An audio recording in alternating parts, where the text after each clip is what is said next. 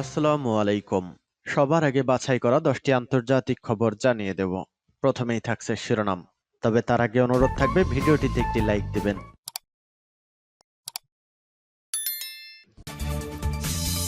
ইহুদিবাদী ইসরায়েল এবং ফিলিস্তিন পুরোদমে যুদ্ধ চলছে, জানিয়ে দিব হাতে থাকা গুরুত্বপূর্ণ আপডেট আন্তর্জাতিক সংবাদ। প্রথমেই সংবাদ শিরোনাম।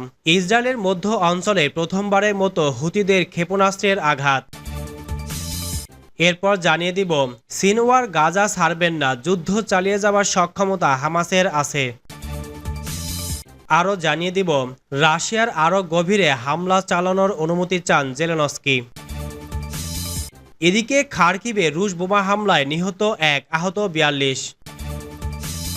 এরপর জানিয়ে দিব পশ্চিমাদের উদ্বেগের মাঝেই ইরানের স্যাটেলাইট উৎক্ষেপণ। এবং সর্বশেষ জানিয়ে দিব ইমরান খানের দলের 10 সংসদ সদস্যের জামিন মঞ্জুর। শুনছিলেন সংবাদ শিরোনাম, এখন বিস্তারিত। তবে অনুরোধ থাকবে ভিডিওতে একটি লাইক করে দিন এবং কমেন্ট করে জানিয়ে দিন আপনার মূল্যবান মতামত।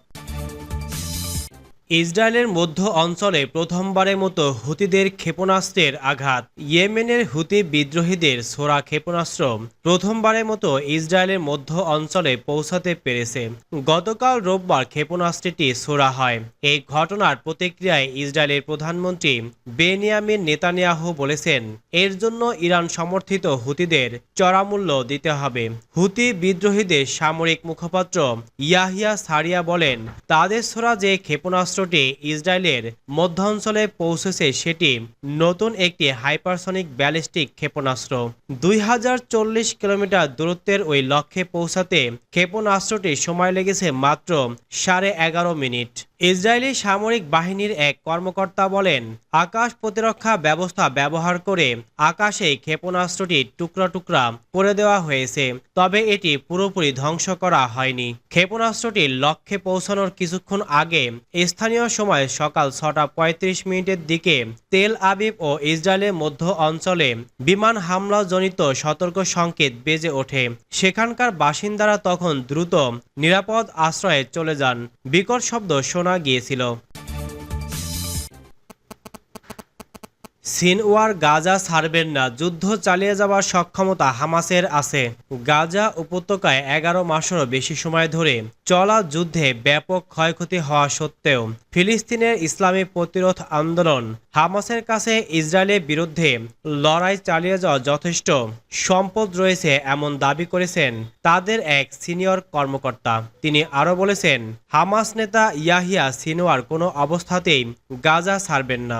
রোববার ইস্তাম্বুলে এএফপিকে দেওয়া এক সাক্ষাৎকারে ওসামা হামদান বলেন, প্রতিরোধ বাহিনীর এই যুদ্ধ চালিয়ে যাওয়ার উচ্চ ক্ষমতা রয়েছে। তিনি বলেন, এ যুদ্ধে অনেকে শহীদ হয়েছেন এবং অনেক আত্মত্যাগও ছিল, কিন্তু এর বিনিময়ে ব্যাপক অভিজ্ঞতা সঞ্চয় হয়েছে এবং প্রতিরোধ বাহিনীতে নতুন প্রজন্মদেরও নিয়োগ করা হয়েছে। তিনি এই মন্তব্যটি করেন এক সপ্তাহেরও কম সময়ের মধ্যে যখন ইসরায়েলের প্রতিরক্ষা মন্ত্রী ইয়ফ গ্যালান সাংবাদিকদের উদ্দেশ্যে বলেন, গাজায় সামরিক বাহিনী হিসেবে হামাসের আর কোনো অস্তিত্ব নেই। হামাসের 7 অক্টোবরের হামলায় যুদ্ধটি সূত্রপাত ঘটে।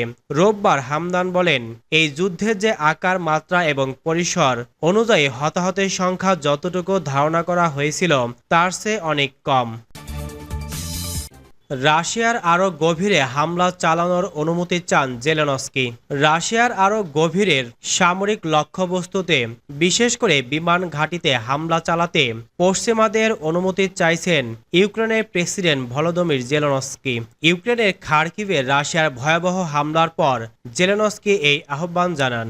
নিয়মিত সংবাদ ব্রিফিংয়ে জেলেনস্কি বলেছেন, শুধু একটি পদ্ধতিগত সমাধানের মাধ্যমে এই সন্ত্রাসবাদ প্রতিরোধ করা সম্ভব, আর তা হল রাশিয়ার সামরিক বিমান ঘাঁটিগুলোতে দূরপাল্লার ক্ষেপণাস্ত্র দিয়ে হামলা। তারা যুক্তরাষ্ট্র, যুক্তরাজ্য, ফ্রান্স, জার্মানি, ইতালির কাছ থেকে যথাযথ সিদ্ধান্তের অপেক্ষায় আছেন। এর আগে গতকালই রাশিয়ার একটি গাইডেড বোমা খার্কিভের একটি আবাসিক ভবনে আঘাত হানে। একজন নিহত সহ এই হামলায় 42 জন আহত হয়েছেন বলে জানা গেছে। জেলেনস্কি জানিয়েছেন, রাশিয়া সুমি ও দোনেৎস্ক অঞ্চলে হামলা চালিয়েছে। তিনি দাবি করেন, রুশ বাহিনী বাহিনী প্রতিদিন অন্তত 100টি বিমান হামলা চালাচ্ছেন। এসব হামলা প্রতিরোধে ইউক্রেন তার পশ্চিমা মিত্রদের কাছে রাশিয়ার আরও ভেতরে দেশটির সামরিক স্থাপনায় হামলা চালানোর অনুমতি চাইছে। খার্কিভে রুশ বোমা হামলায় নিহত 1, আহত 42। ইউক্রেনের দ্বিতীয় বৃহত্তম শহর খার্কিভের একটি বহুতল আবাসিক ভবনে বোমা হামলা চালিয়েছে রাশিয়া। এতে এক নারী নিহত এবং অন্তত 42 জন আহত হয়েছে। রবিবার 15 সেপ্টেম্বর খার্কিভ অঞ্চলের গ্রামগুলোতে আরও 3টি রুশ নির্দেশিত বোমা আঘাত হেনেছে। ব্রিটিশ বার্তা সংস্থা রয়টার্স এ খবর জানিয়েছে। উত্তর পূর্ব অঞ্চলীয় শহরের প্রসিকিউটররা জানিয়েছেন, ভবনের 9ম তলা থেকে 94 বছর বয়সী এক বৃদ্ধার মরদেহ উদ্ধার করা হয়েছে। খার্কিভের মেয়র ইহোর তেরেখোভ বলেছেন, বোমাটি ভবনে 10ম তলায় আঘাত করার সময় 42 জন আহত হয়, তাদের মধ্যে 3 শিশুও রয়েছে। আগুনটি অন্তত 4টি তলায় ছড়িয়ে পড়ে এবং আরও 12টি ভবন ক্ষতিগ্রস্ত হয় বলে জানান তিনি। এই হামলার পর ইউক্রেনের প্রেসিডেন্ট ভলোদিমির জেলেনস্কি রুশ ভূখণ্ডের অভ্যন্তরের লক্ষ্যবস্তুতে আঘাত হানার জন্য ইউক্রেনকে দীর্ঘ পাল্লার অস্ত্র সরবরাহ করতে পশ্চিমা মিত্রদের প্রতি আহ্বান পুনর্ব্যক্ত করেছেন। রাতের এক ভিডিও বার্তায় তিনি বলেছেন, খার্কিভে আজকের আঘাত প্রতিটি সন্ত্রাসী কার্যক্রম প্রমাণ করে যে ইউক্রেনের দীর্ঘ পাল্লার ক্ষেপণাস্ত্র হামলা চালানোর সামর্থ্য থাকা জরুরি। জেলেনস্কি আরও বলেন, রবিবার সুমি এবং দোনেৎস্ক অঞ্চলেও গাইডেড বোমা হামলা চালিয়েছে রাশিয়া। রুশ সেনাবাহিনী প্রতিদিন কমপক্ষে 100টি এরকম আকাশ আক্রমণ পরিচালনা করছে। 2022 সালে ফেব্রুয়ারিতে রাশিয়া ইউক্রেনে পূর্ণমাত্রার আক্রমণ শুরু করার পর থেকে হাজার হাজার বেসামরিক মানুষ নিহতদের দাবি করছে জেলেনস্কি। তবে রাশিয়া বেসামরিকদের ইচ্ছাকৃতভাবে লক্ষ্যবস্তু করার অভিযোগ অস্বীকার করেছে। পশ্চিমাদের উদ্বেগের মাঝেই ইরানের স্যাটেলাইট উৎক্ষেপণ। পশ্চিমা নিষেধাজ্ঞাকে পাত্তা না দিয়ে ইরান আবারও সামরিক এবং প্রযুক্তিগত অগ্রগতি দেখে বিশ্বকে চমকে দিচ্ছে। সাম্প্রতিককালে আত্মঘাতী ড্রোন ও ক্ষেপণাস্ত্র তৈরিতে দক্ষতা দেখানোর পর এবার ইরান মহাকাশে স্যাটেলাইট উৎক্ষেপণ করে নতুন এক সফলতা অর্জন করেছে। এই ঘটনাটি বিশেষ করে ইহুদিবাদী ইসরায়েলের জন্য দুশ্চিন্তার কারণ হয়ে দাঁড়িয়েছে। একই সঙ্গে পশ্চিমাদের জন্য এটি একটি নতুন উদ্বেগের বিষয় হয়ে উঠেছে। ইরানি গণমাধ্যম জানায়, শনিবার দেশটির ইসলামী বিপ্লবী গার্ড বাহিনীর নির্মিত একটি রকেট ব্যবহার করে স্যাটেলাইটটি উৎক্ষেপণ করা হয়। এই স্যাটেলাইটটি ইরানের মহাকাশ গবেষণার দ্বিতীয় সফল প্রচেষ্টা হিসেবে চিহ্নিত করা হচ্ছে। ইরানের মহাকাশ বিজ্ঞানীরা নিশ্চিত করেছেন যে স্যাটেলাইটটি নির্ধারিত কক্ষপথে সফলভাবে পৌঁছেছে এবং এখন এটি তার নির্দিষ্ট কাজ সম্পাদন করছে।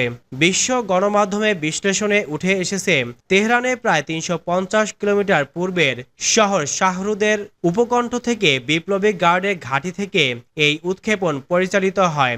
স্যাটেলাইট বহনকারী রকেটটির নাম কায়েম 100, যা পূর্বেও জানুয়ারিতেও একই নামের রকেট ব্যবহার করা হয়েছিল। স্যাটেলাইটটি চামরান-1, যার ওজন 60 কিলোগ্রাম এবং এটি 550 কিলোমিটার কক্ষপথ অতিক্রম করে গন্তব্যে পৌঁছেছে। ইমরান খানের দলের 10 সংসদ সদস্যের জামিন মঞ্জুর। পাকিস্তানের একটি সন্ত্রাস বিরোধী আদালত আজ সোমবার দেশটির সাবেক প্রধানমন্ত্রী ইমরান খানের দলের 10 সংসদ সদস্যের জামিন মঞ্জুর করেছেন। আদালত থেকে এএফপির এক সাংবাদিক এ তথ্য জানান। রাজধানী ইসলামাবাদের উপকণ্ঠে একটি বড় সমাবেশে নেতৃত্ব দেওয়ার 2 দিন পর ইমরান খানের রাজনৈতিক দল পাকিস্তান তেহরিক-ই-ইনসাফের পিটিআই ওই 10 সংসদ সদস্য সহ অন্তত 30 জনকে গত মঙ্গলবার পুলিশ হেফাজতে নেওয়া হয়েছিল। সন্ত্রাস বিরোধী আদালত ওই 10 জনকে 30,000 রুপির মুচলেকায় জামিন মঞ্জুর করেছেন। পাকিস্তানের সাবেক প্রধানমন্ত্রী ইমরান খান বেশ কিছু অভিযোগে গত বছরের আগস্ট থেকে কারাগারে বন্দী। তিনি বলেছেন, তাকে ক্ষমতা থেকে দূরে রাখতে রাজনৈতিক উদ্দেশ্য প্রণোদিতভাবে এসব অভিযোগ আনা হয়েছে। এদিকে ইমরান খান বন্দী হওয়ার পর থেকে তার দল পিটিআই ব্যাপক চাপের মুখে আছে।